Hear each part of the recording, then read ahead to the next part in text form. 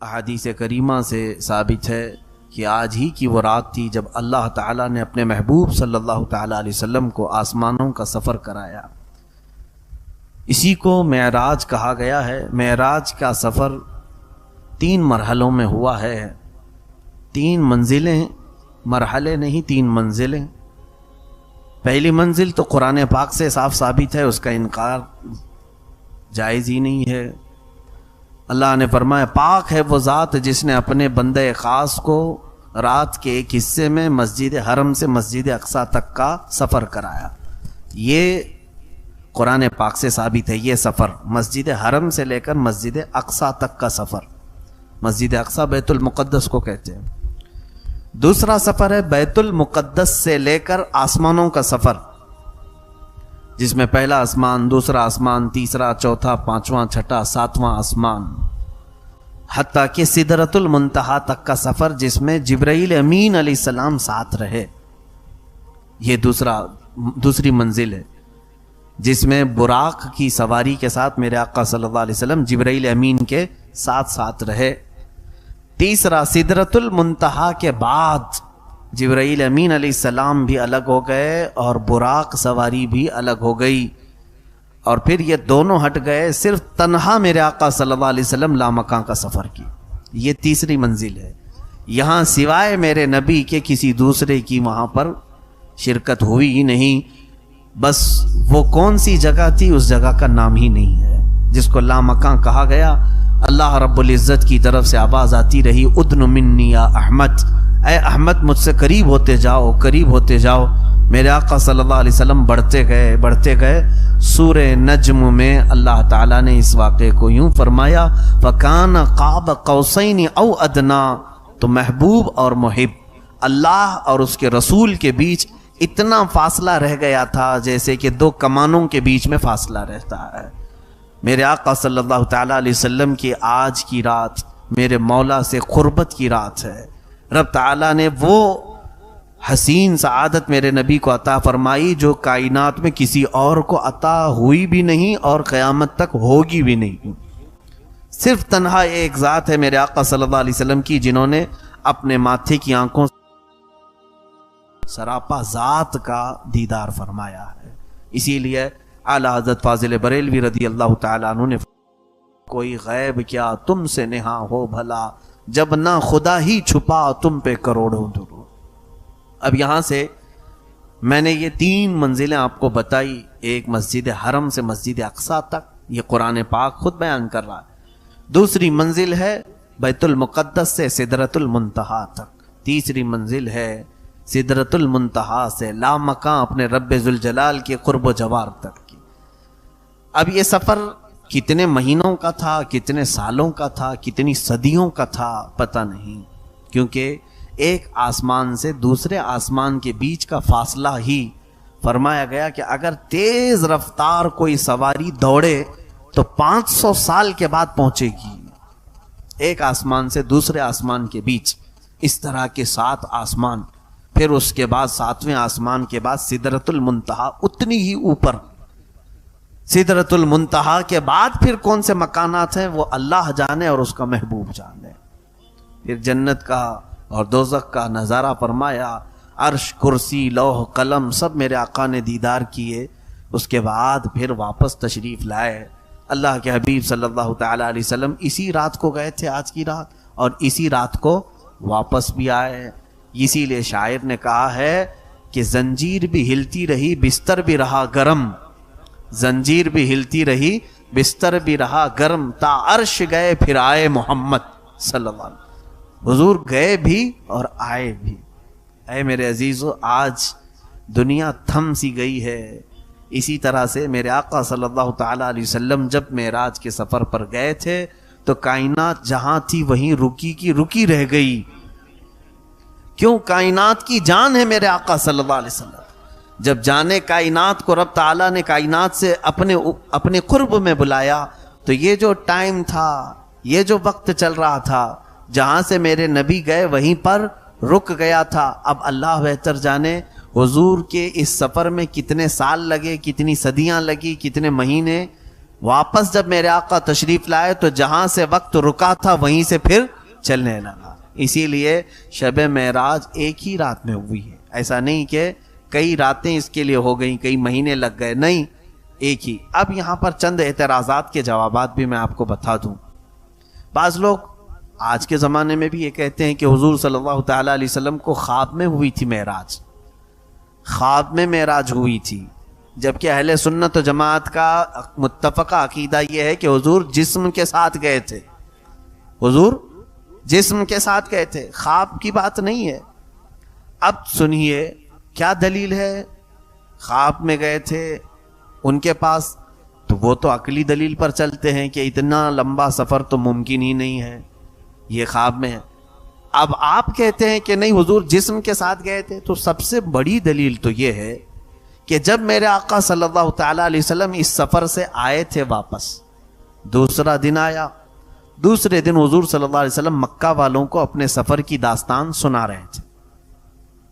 کیا کیا سنا رہے تھے؟ میں یہاں سے بیت المقدس گیا, بیت المقدس میں نبیوں کی امامت فرمائی, اور اس کے بعد آسمانوں کا سفر کیا, اپنے رب سے ملاقات کی, اور پھر واپس آ گیا. جسے ماننا تھا انہوں نے مان لیا, جسے کچھ پوچھنا تھا انہوں نے پوچھ بھی لیا, جسے نہیں ماننا تھا انہوں نے سیدھے کیا کہا, یہ تو جھوٹی باتیں ہیں, من گھڑت باتیں ہیں معاذ اللہ.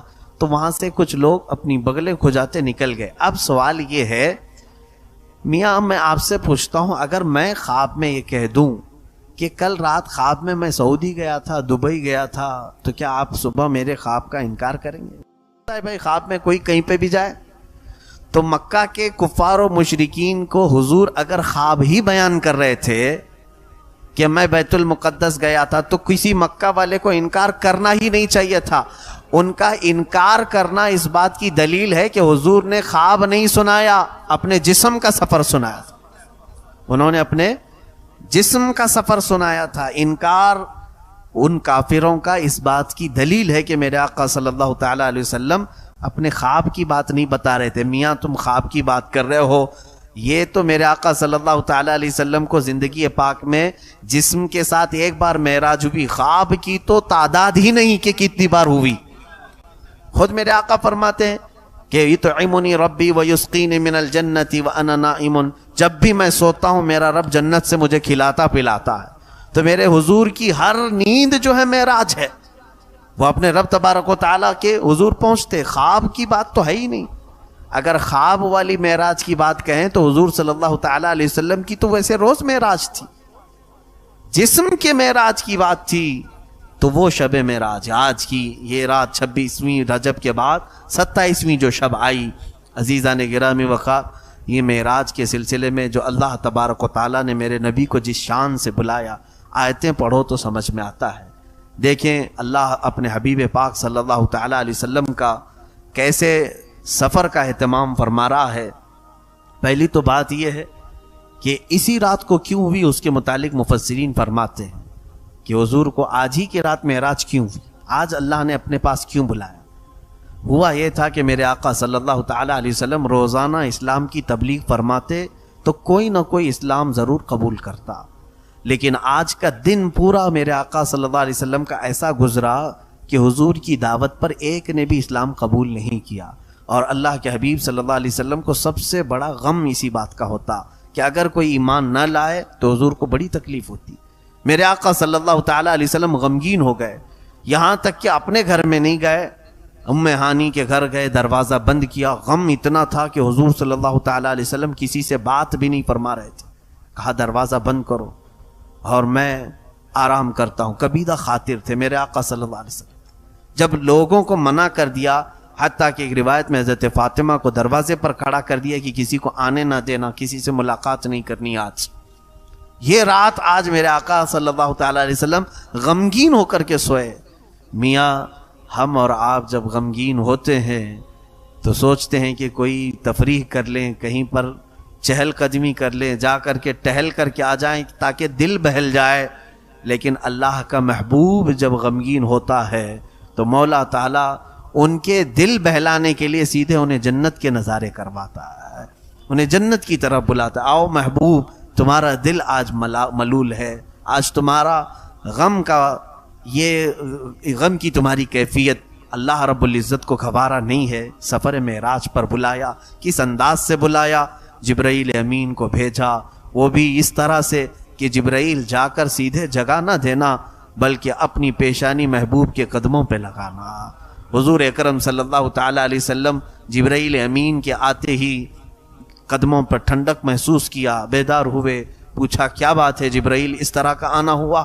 جبرائیل امین نے عرض کیا آقا رب تبارک و تعالیٰ آپ کو اپنے قرب میں بلا رہا ہے، دعوت آئی ہے۔ اللہ کے حبیب صلی اللہ علیہ وسلم اٹھے، وہاں سے مسجد حرم میں گئے۔ مسجد حرم میں جانے کے بعد حضور صلی اللہ علیہ وسلم کا سینہ مبارکہ چاک کیا گیا، اور اس کے بعد آپ کا قلب مبارک نکال کر زمزم کے پانی سے جبرائیل امین نے دھویا۔ اس میں کچھ تشت سے وہ جنت سے کچھ چیزیں لائی تھی، وہ انڈیل دیا۔ حضور پاک صلی اللہ علیہ وسلم کے قلب مبارک کو پھر سینے پر رکھا گیا، اس کو شق صدر کہتے ہیں۔ اور اس کے بعد پھر ایک سواری تھی جبرائیل امین جو ساتھ لے کے آئے تھے، جس کو براق کہتے ہیں۔ حضور صلی اللہ علیہ وسلم سے آپ نے عرض کیا آقا اس سواری پر سوار ہو جائے۔ کہاں کے لیے؟ کہا اب آپ آسمانوں کا سفر کریں گے، اس سواری پر سفر ہے۔ تو حضور اکرم صلی اللہ علیہ وسلم کو جبرائیل امین نے جو سواری پر چڑھنے کا عریضہ پیش کیا، یہ براق کے متعلق روایت میں ہے جہاں تک نظر جاتی ہے وہاں اس کا پہلا قدم پڑتا تھا۔ یہاں سے اگر تم آسمان تک دیکھ رہے ہو تو اس کا پہلا قدم، اس کی رفتار اندازہ نہیں کر سکو گے، کرنٹ سے بھی زیادہ تیز رفتار براق۔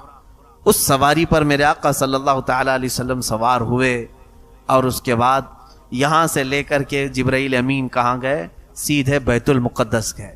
بیت المقدس میں میرے آقا صلی اللہ علیہ وسلم فرماتے ہیں میں نے دیکھا پہلے سے وہاں انبیاء اکرام کی صفیں لگی ہوئی تھی، آدم علیہ السلام سے لے کر کے عیسیٰ علیہ السلام تک، حضور تک جتنے بھی نبی آئے سب کے سب نبی بیت المقدس میں جمع تھے۔ میرے آقا صلی اللہ تعالی علیہ وسلم ان نبیوں کے بیچوں بیچ جب تشریف لے گئے تو سبوں نے میرے آقا کو آگے مصلی امامت پر بڑھایا۔ اللہ کے حبیب صلی اللہ علیہ وسلم جب مصلی امامت پر کھڑے ہوئے تو حضرت ابراہیم علیہ السلام کھڑے ہوئے اور سارے نبیوں کو ایک خطبہ دیا جس میں میرے نبی کی شان بیان کی، اور اس کے بعد پھر ان کے بعد حضرت موسیٰ علیہ السلام کھڑے ہوئے، پھر اکثر انبیاء اکرام نے حضور صلی اللہ علیہ وسلم کی شان میں خطبے بیان کیے، اپنے اپنے قصیدے بیان کیے، پھر میرے آقا صلی اللہ تعالی علیہ وسلم نے ان نبیوں کی امامت فرمائی، ان نبیوں کی امامت فرمائی، وہی اول وہی آخر وہی ظاہر وہی باطن، وہی قرآن وہی فرقان وہی طٰہٰ وہی یاسین۔ میرے آقا صلی اللہ تعالی علیہ وسلم وہ اول بھی ہیں آخر بھی ہیں، سارے نبیوں کے امام وہی ہیں۔ عزیزان گرامی، رسول پاک صلی اللہ تعالی علیہ وسلم یہاں سے پھر آسمانوں کا سفر کی۔ اتنے سے مختصر سفر کے لیے اللہ نے جو لفظ بیان فرمایا، میں آپ کو اس کو بڑے پیارے انداز میں عرض کیا ہے۔ حکیم الامت علامہ احمد یار خان نعیمی رحمۃ اللہ علیہ نے 15ویں پارے کی شروع کی آیت سبحان الذی، یہ سفر کا لفظ کہاں سے شروع ہوتا ہے؟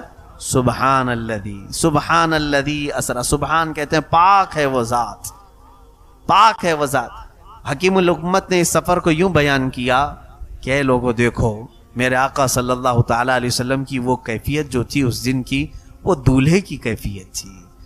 حضور پاک صلی اللہ تعالی علیہ وسلم کو لینے کے لیے جبرائیل آئے، سواری بہت اعلیٰ قسم کی لائی، اور پھر غسل زمزم سے دیا آپ کے قلب مبارک۔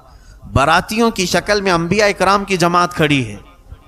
اب جب دوسرے لوگ اپنے گھر سے نکلتے ہیں، دولہا آپ بھی بنے ہوں گے، ہم بھی بنے ہوں گے، اپنے گھر سے جب نکلتے ہیں لباس پہنتے ہیں، ساری چیزیں، اور شاید ہو سکتا ہے کچھ لوگ گھوڑیوں پہ بیٹھتے ہیں، یا کار میں بیٹھنے کا زمانہ ہے کار میں بیٹھتے ہیں۔ اپنے گھر سے جب نکلے سواری پر تو کبھی ماں آتی ہے بلائیں لیتی ہے، باپ آتا ہے اور کہتا ہے ماشاءاللہ کیا میرا بیٹا لگ رہا ہے، نظر اتارتے ہیں۔ میرے عزیزو، وہ در یتیم میرے آقا صلی اللہ علیہ وسلم بلایا گیا کہ سواری پر سوار ہو کر کیا ہو، آسمانوں پر پہنچے۔ پہلے آسمان پر، یہ لمبی تفصیل ہے، وہاں پر آدم علیہ السلام سے آپ کی پھر ملاقات ہوئی، وہاں پھر دوسرے آسمان پر دوسرے نبی سے، تیسرے آسمان، جو نبی یہاں بیت المقدس میں تھے حضور کی امامت میں نماز پڑھ چکے، پھر وہ وہاں پہنچے ہوئے تھے۔ اب ایک سوال آتا ہے کہ آپ کہتے ہیں کہ بیت المقدس میں حضور نے سارے نبیوں کو نماز پڑھائے، اور پھر یہاں سے نکلے، پہلے آسمان میں آدم علیہ السلام سے ملاقات ہوئی، دوسرے آسمان میں نوح علیہ السلام سے، تیسرے آسمان میں ادریس علیہ السلام، چوتھے آسمان میں حضرت یوسف علیہ السلام، تیسرے آسمان میں، چوتھے آسمان میں عیسیٰ علیہ السلام. اس طرح انبیاء اکرام سے ملاقات کرتے رہے. مجھے یہ بتائیں کہ یہ انبیاء حضور سے پہلے کیسے گئے وہاں پر؟ وہ تو یہاں پر امامت میں جماعت میں تھے. تو حضور پاک صلی اللہ تعالی علیہ وسلم کی اس امامت میں جماعت میں وہ شریک بھی رہے. اس کا جواب مفسرین نے یوں فرمایا، بات در حقیقت یہ ہے کہ حضور صلی اللہ تعالی علیہ وسلم دولہے کی شکل میں تھے، اور دولہے کی سواری بڑی آرام سے جاتی ہے، اور براتیوں کو انتظام کے لیے کبھی پہلے پہنچنا ہوتا ہے، تیزی سے وہ جا کر کے استقبال کے لیے کھڑے ہو جاتے ہیں. تو حضور کی وہ براق کی سواری پوری اپنی رفتار سے نہیں، بلکہ وہ اپنی شان کے ساتھ جیسے دولہے کو لے جاتی ہے، اس طرح سے وہ جا رہی تھی.